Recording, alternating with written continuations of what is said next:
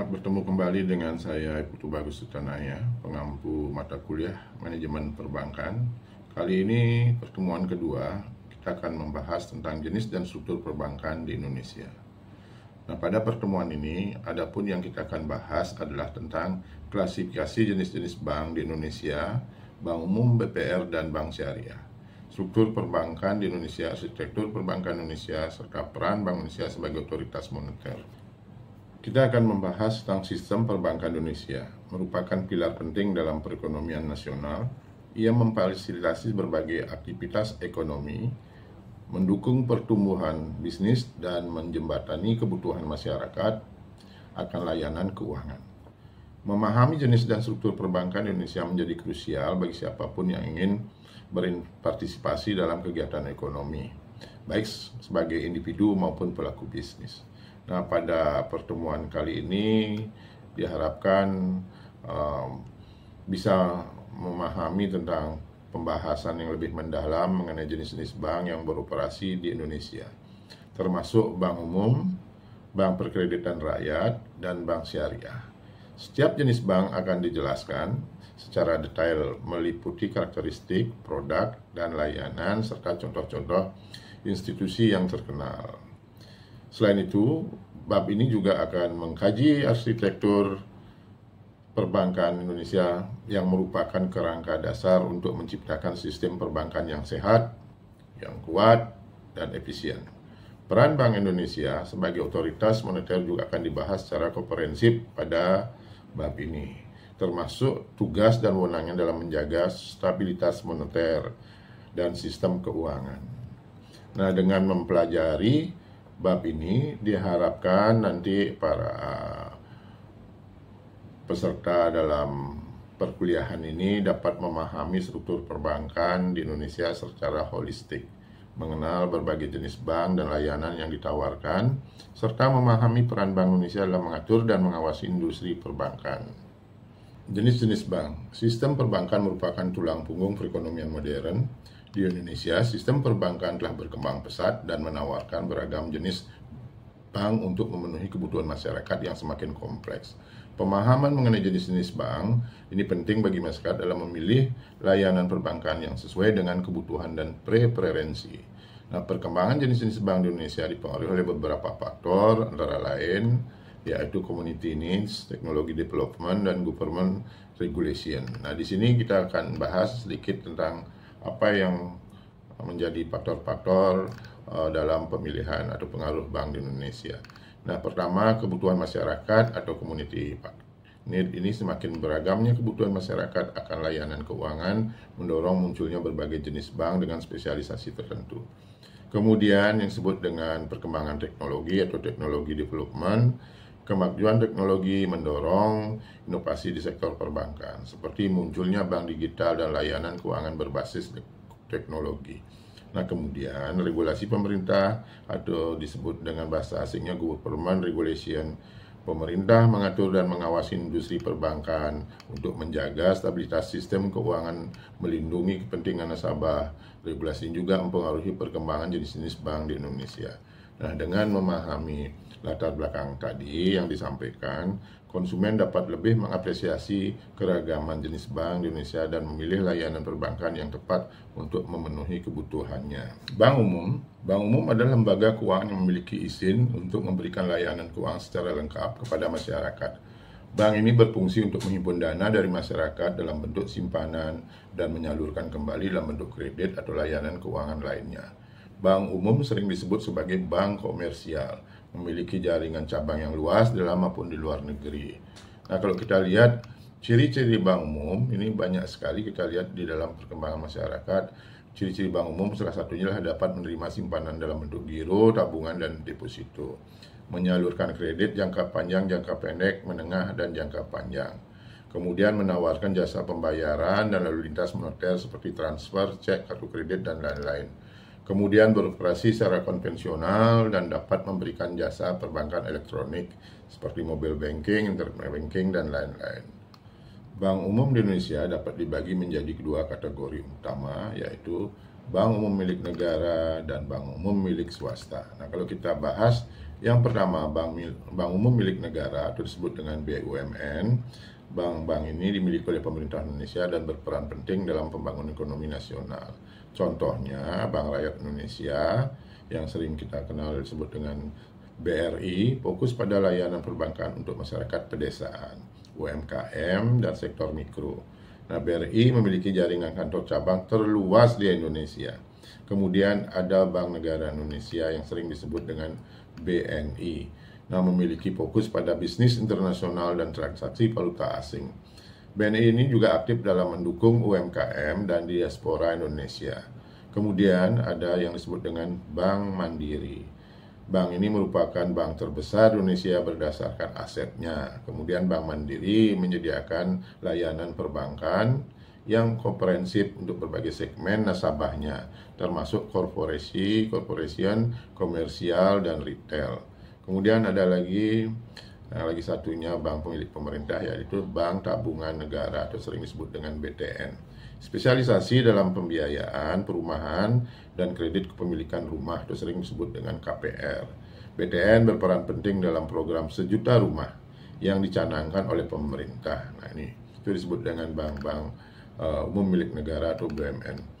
Kemudian kita akan bahas tentang bank umum milik swasta. Apa saja bank-bank umum yang dimiliki oleh swasta atau dimiliki swasta, baik individu maupun perusahaan. Contohnya lah, pertama yang paling sering kita dengar adalah Bank Sentral Asia atau disebut dengan BCA. Bank swasta terbesar di Indonesia, BCA, terkenal dengan layanan yang inovatif dan fokus pada nasabah retail dan UMKM. Kemudian bank swasta berikutnya adalah CIMB Niaga, merupakan bagian dari CIMB Group, sebuah grup perbankan terkemuka di ASEAN. CIMB ini merupakan bank yang menawarkan berbagai produk dan layanan perbankan termasuk perbankan digital.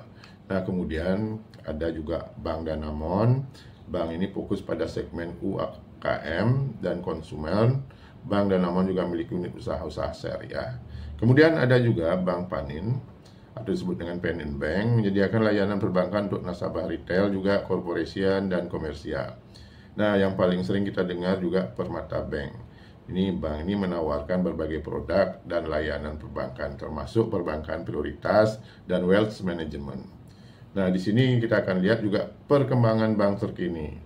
Ada bank digital. Munculnya bank digital seperti jenis BPTPN, Digibank atau DBS, dan TMRW atau sering disebut dengan UOB, menambah dinamika persaingan di industri perbankan. Bank digital ini menawarkan kemudahan dan fleksibilitas melalui layanan berbasis teknologi. Kemudian ada perkembangan juga dengan konsolidasi. Beberapa tahun terakhir terjadi merger dan akuisisi pada bank-bank yang ada di Indonesia. Hal ini dilakukan untuk meningkatkan efisiensi dan daya saing bank. Nah, bank-bank umum di Indonesia berperan penting dalam menyediakan layanan keuangan bagi masyarakat dan mendukung pertumbuhan ekonomi nasional. Bank-bank umum di Indonesia terus berinovasi dan beradaptasi dengan perkembangan teknologi dan kebutuhan nasabah yang semakin beragam. Bank Perkreditan Rakyat atau sering disebut dengan BPR. Kita akan membahas tentang BPR, yaitu Bank Perkreditan Rakyat, yang sering disebut dengan BPR. Bank inilah lembaga perbankan yang berfokus pada penyediaan layanan kredit, mikro, dan simpanan kepada masyarakat di daerah tertentu, terutama masyarakat yang belum terjangkau oleh umum. BPR berperan penting dalam membantu sektor usaha mikro kecil dan menengah. Nah, ciri-ciri bank BPR adalah tidak diperkenankan menerima simpanan dalam bentuk giro atau memberikan layanan transfer. Kemudian fokus kepada pengembangan ekonomi lokal dengan memberikan kredit usaha kecil. Beroperasi di daerah tertentu dengan jangkauan layanan yang terbatas. Kemudian layanan produk Bank BPR lebih sederhana dibandingkan bank-bank umum. Nah, BPR terkenal di Indonesia seperti BPR Eka Bumi Arta. BPR Bumi Arta mencatatkan diri sebagai BPR dengan aset terbesar di Indonesia mencapai 9,24 triliun per September 2022. Nah, ini awalnya bernama Bank Pasar Kosgoro yang didirikan tahun 1967. Kemudian BPR ini bertransformasi menjadi BPR Eka Bumi Arta pada tahun 1993. Nah, fokus pada penyaluran kredit kepada UMKM. BPR Eka Bumi Arta telah berkontribusi signifikan terhadap perekonomian lokal di Lampung. Kemudian yang terkenal di Bali adalah BPR Lestari Bali. BPR Lestari Bali merupakan salah satu BPR terbesar Indonesia dengan total aset mencapai 6,78 triliun per September 2022. BPR ini memiliki fokus pada pembiayaan, pariwisata, pertanian, dan UMKM di Bali. Nah, BPR Lestari Bali dikenal dengan inovasi produk dan layanannya serta komitmen terhadap pemberdayaan masyarakat Bali. Kemudian ada BPR Surya Yuda Kencana. BPR Surya Yuda Kencana beroperasi di Jawa Barat dan memiliki aset lebih dari 2 triliun rupiah. BPR ini fokus pada penyaluran kredit mikro kepada masyarakat dan UMKM. BPR Surya Yuda Kencana dikenal dengan program pemberdayaan masyarakat dan dukungannya terhadap pengembangan ekonomi lokal. Kemudian juga kita bisa lihat juga ada BPR Hasa Mitra. BPR Hasa Mitra beroperasi di Jakarta dan memiliki aset lebih dari 2 triliun. BPR ini fokus pada pembiayaan usaha mikro dan kecil di sektor perdagangan dan jasa. BPR Hasa Mitra dikenal dengan layanan yang cepat dan mudah serta program pendampingan usaha bagi nasabahnya. Kemudian BPR Modern Express. BPR Modern Express beroperasi di Jawa Tengah dan memiliki aset lebih dari 2 triliun. BPR ini pada fokusnya penyaluran kredit kepada UMKM di sektor pertanian, perkebunan, dan peternakan. BPR Modern Express dikenal dengan program kredit dengan sistem bagi hasil yang menguntungkan nasabah. Jadi kalau kita lihat BPR terkenal di Indonesia telah membuktikan dapat berkembang dan memiliki skala operasional yang lebih kecil terhadap perkembangan perekonomian. Walaupun dalam hal ini skala operasi yang lebih kecil dibandingkan bank umum, tapi pada fokus segmen pasar yang lebih spesifik, inovatif, dan komitmen terhadap perkembangan serta pemberdayaan masyarakat. BPR dapat terus berkembang dan memainkan peranan penting dalam mendukung pertumbuhan ekonomi Indonesia. Bank Syariah. Nah, kita akan bahas Bank Syariah adalah bank yang menjalankan kegiatan usahanya berdasarkan prinsip-prinsip syariah yang melarang riba atau bunga, gharar, ketidakpastian, dan maisir, spekulasi. Bank ini mengutamakan transaksi yang adil dan transparan serta menghindari kegiatan yang bertentangan dengan ajaran Islam. Prinsip utama bank syariah yaitu larangan riba. Ini tidak perbolehkan adanya bunga dalam transaksi keuangan. Sebagai pengganti bunga, bank syariah menggunakan skema bagi hasil seperti mudharabah dan musyawarah. Nah, kemudian ada konsep bagi hasil disebut dengan profit sharing. Keuntungan dari risiko dalam usaha dibagi sesuai dengan sepakat antara bank dan nasabahnya. Kemudian ada halal dan haram pada prinsip utama bank syariah ini. Apa itu halal dan haram? Bank syariah hanya membiayai kegiatan usaha yang halal dan tidak bertentangan dengan syariah seperti usaha makanan, halal, dan properti. Nah, kemudian ada prinsip berikutnya yang terakhir adalah zakat dan etika Islami. Bank syariah wajib mengalokasikan dana untuk zakat dan menekankan praktisi bisnis yang beretika dan transparan. Produk-produk bank syariah. Ada beberapa produk-produk yang ditawarkan oleh bank syariah terhadap nasabahnya, yaitu pertama tabungan wadiah. Tabungan wadiah ini merupakan simpanan tanpa imbal hasil di mana nasabah menitipkan uang kepada bank dan bisa menariknya kapan saja. Kemudian ada tabungan dan deposito mudharabah. Nah, tabungan deposito mudharabah ini merupakan simpanan dengan skema bagi hasil di mana keuntungan dibagi berdasarkan rasio yang telah disepakati. Kemudian produk yang ditawarkan lagi ada disebut dengan pembiayaan murabahah. Skema jual beli di mana bank membeli barang yang dibutuhkan nasabah dan menjualnya kembali dengan harga tertentu ditambah margin dan keuntungan. Kemudian ada disebut dengan pembiayaan ijarah. Nah, di sini dalam produk ini sistem sewa menyewa di mana bank menyewakan aset kepada nasabah untuk jangka waktu tertentu dengan imbalan sewa. Dan terakhir ada pembiayaan musyarakah. Nah, produk bank ini adalah kerjasama antara bank dan nasabah untuk menjalankan usaha bersama dengan pembagian keuntungan dan risiko. Arsitektur perbankan Indonesia. Arsitektur perbankan di Indonesia atau sering disebut dengan API adalah kerangka dasar yang dirancang oleh Bank Indonesia untuk menciptakan sistem perbankan yang sehat, kuat, dan efisien di Indonesia atau sering disingkat dengan API. API ini diluncurkan pada tahun 2004 dengan tujuan untuk memperkuat industri perbankan nasional dan meningkatkan daya saing di kancah global. Jadi kalau kita lihat tujuan utama arsitektur perbankan Indonesia atau sering disebut dengan API adalah menjaga stabilitas sistem keuangan, membangun perbankan yang tangguh dan mampu menghadapi berbagai risiko sehingga dapat menjaga stabilitas sistem keuangan nasional. Kemudian efisiensi daya saing, yaitu mendorong efisiensi operasional dan meningkatkan daya saing bank-bank di Indonesia, baik di pasar domestik maupun internasional. Kemudian pertumbuhan ekonomi, menciptakan sistem perbankan yang mampu mendukung pertumbuhan ekonomi nasional yang berkelanjutan dan inklusif.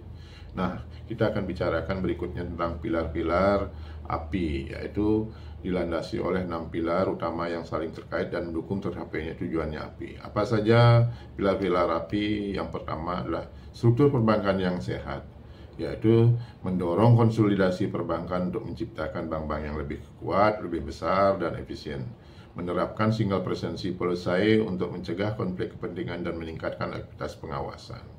Memperkuat permodalan bank untuk meningkatkan ketahanan terhadap risiko. Kemudian sistem pengaturan yang efektif. Menyusun peraturan yang efektif yaitu dengan menjalankan regulasi perbankan yang komprehensif, transparan, dan konsisten dengan standar internasional. Meningkatkan koordinasi antara otoritas pengawas yaitu sering disebut dengan OJK untuk memastikan efektivitas pengaturan. Kemudian ada sistem pengawasan yang independen dan efektif. Nah, ini memperkuat fungsi pengawasan Bank Indonesia dan OJK untuk mencegah dan menangani masalah perbankan secara tepat dan tepat. Menerapkan pendekatan pengawasan berbasis risiko atau risk-based supervision untuk menindikasi dan memitigasi risiko secara proaktif. Nah, industri perbankan yang kuat mendorong inovasi produk dan layanan perbankan untuk memenuhi kebutuhan nasabah yang semakin beragam, yaitu meningkatkan profesionalisme dan tata kelola perusahaan yang baik.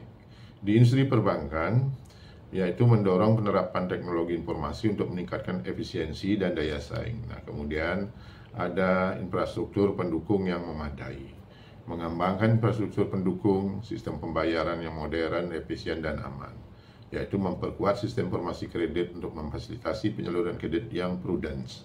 Perlindungan konsumen, melindungi hak dan kepentingan nasabah melalui penyediaan informasi yang transparan dan mekanisme pengadaan yang efektif.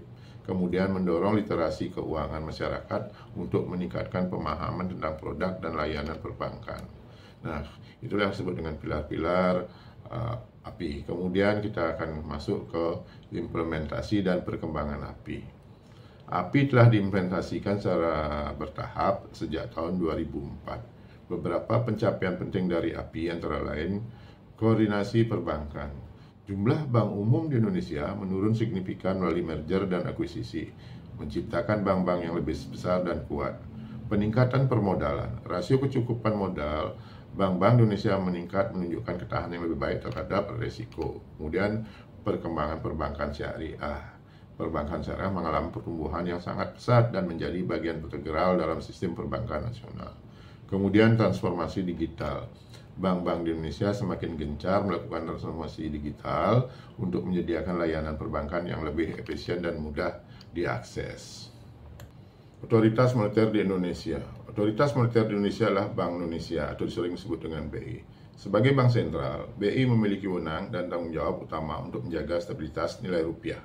Stabilitas nilai rupiah ini mengandung dua aspek, yaitu stabilitas nilai rupiah terhadap barang dan jasa, serta stabilitas terhadap mata uang negara lain. Tugas utama dari Otoritas Moneter Indonesia adalah untuk mencapai tujuan tersebut. Bank Indonesia memiliki 3 tugas utama, yaitu Establishes and Implement Monetary Policy, Regulasi and Maintenance Mode Payment System, dan Regulasi and Supervise Banking in Indonesia. Nah, kita lihat coba apa saja yang akan dilakukan oleh Bank Indonesia. Yang pertama adalah menetapkan dan melaksanakan kebijakan moneter yang sering disebut dengan and implement monetary policy. Kemudian BI berwenang untuk menetapkan dan melaksanakan kebijakan moneter dengan tujuan menjaga stabilitas nilai rupiah.